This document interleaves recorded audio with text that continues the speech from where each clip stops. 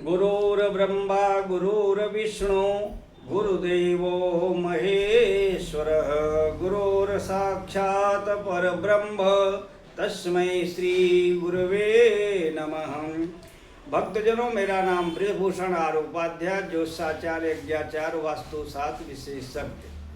भक्तजनों, इस बार होली पूर्णिमा पर चंद्र ग्रहण लग रहा है। बहुत दिनों के बाद होली पर चंद्र ग्रहण लग रहा है। पूर्णिमा 2 दिन है। 2 मार्च को शाम को 5:19 से पूर्णिमा प्रारंभ होकर 4 मार्च शाम को 4:33 तक रहेगा। इसके बाद प्रतिपदा तिथि प्रारंभ हो जाएगी। भक्तजनों, चंद्र ग्रहण के 9 घंटे पहले, सूर्य ग्रहण के 12 घंटे पहले सूतक लग जाता है। तो 3 मार्च 2026 मंगलवार को चंद्र ग्रहण लग रहा है। चंद्र ग्रहण का समय है 3:22 पर, मध्य 5:04 पर, मोक्ष 6:47 पर।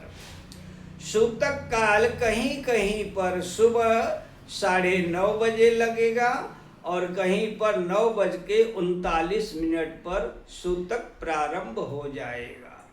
सूतक काल में वृद्ध, बालक, रोगी को छोड़कर किसी को भी भोजन नहीं करना चाहिए।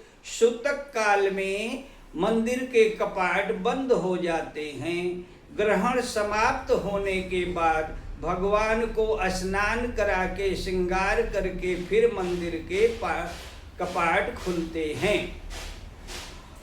और कल सभी भक्तों को सूतक काल लगने के पहले घर के जो मंदिर में जो मूर्ति है उसे स्नान करा लेना चाहिए। और जब चंद्र ग्रहण समाप्त होने के बाद स्नान करके गंगा जल से फिर से भगवान की मूर्ति को स्नान कराना चाहिए। और शुद्धिकरण के लिए गौमूत्र और गंगा जल मिलाकर पूरे घर में छिड़कना चाहिए।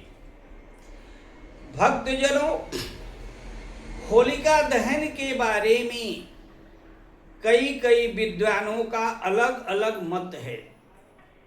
कई विद्वानों का मत है कि 2 मार्च 2026 सोमवार को रात्रि 12:50 से लेकर 2:02 के अंदर होलिका दहन करना उत्तम माना गया है।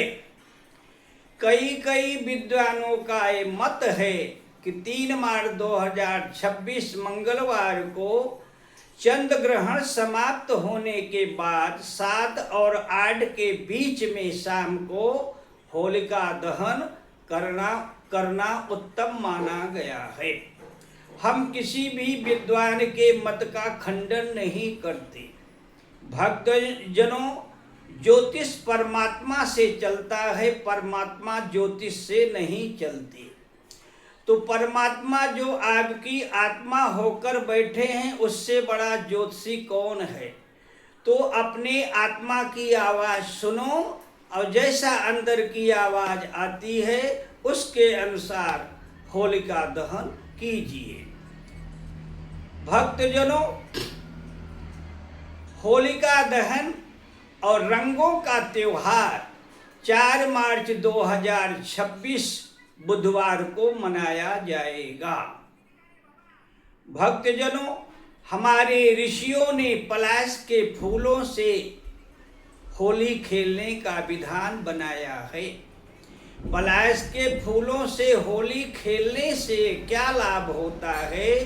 साल भर आप प्रसन्न रहेंगे, रोग नहीं होगा और काल सर्प जैसा खतरनाक दोष भी पलाश के फूलों से होली खेलने पर समाप्त हो जाएगा। केमिकल के रंगों से होली खेलने से आँख का कैंसर, त्वचा रोग, सिर का रोग, अनेक प्रकार के रोगों का सामना करना पड़ता है। हर आश्रम में 15 से 20 रुपए में पलाश के फूल का पैकेट मिल जाएगा। अगर आश्रम में कलर समाप्त हो गया तो आयुर्वेदिक दुकान में 100 ग्राम पलाश का फूल 30 से 40 रुपए में मिल जाएगा। तो पलाश के फूल से होली कैसे खेलना चाहिए? रात को पानी में भिगो दीजिए, सुबह में गर्म करके उसको ठंडा करके छान करके उससे होली खेलिए। साल भर आप प्रसन्न रहेंगे, आरोग्यता आपको प्राप्त होगी और आप सभी भक्त लोग स्वतंत्र हो। कोई नहीं चाहता मैं और मेरे परिवार का सदस्य रोगी रहे, इसलिए ऋषियों ने पलाश के फूलों से होली खेलने का विधान बनाया है। आप लोग स्वतंत्र हैं, चाहे पलाश के फूलों से होली खेलिए, चाहे केमिकल के रंगों से होली खेलिए। केमिकल के रंगों से होली खेलने पर पहले तो मजा आएगा, बाद में सजा भी मिलेगी। होलिका दहन क्यों किया जाता है, अब इसके बारे में जानकारी प्राप्त करेंगे। हिरण्याकश्यपु भगवान विष्णु को अपना शत्रु मानता था और उसी के घर में भक्त प्रहलाद का जन्म हुआ। हिरण्याकश्यपु ने प्रहलाद को मारने का बहुत सा उपाय किया, लेकिन हर बार असफल हो गया। होलिका को हिरण्याकश्यपु की बहन होलिका थी, उसे ब्रह्मा जी का वरदान था, अग्निदेव हमेशा तुम्हारे ऊपर प्रसन्न रहेंगे। कई बार होलिका लकड़ी के ढेर पर बैठ जाती थी, चारों तरफ आग लगा दी जाती थी, होलिका सकुशल बाहर आ जाती थी। हिरण्याकश्यपु परेशान होकर होलिका को कहता है, तुम्हें ब्रह्मा जी का वरदान है, तुम प्रहलाद को गोद में लेकर के बैठ जाओ, प्रहलाद की मृत्यु हो जाएगी और तुम बच जाओगे। होलिका ने ऐसा ही किया, गोद में लेकर प्रहलाद को बैठ गई, चारों तरफ से आग लगा दिया गया और भक्त प्रहलाद सकुशल बाहर आ गए। होलिका जलने लगी। होलिका ने ब्रह्मा जी से कहा, ब्रह्मा जी आपका वरदान झूठा हो गया।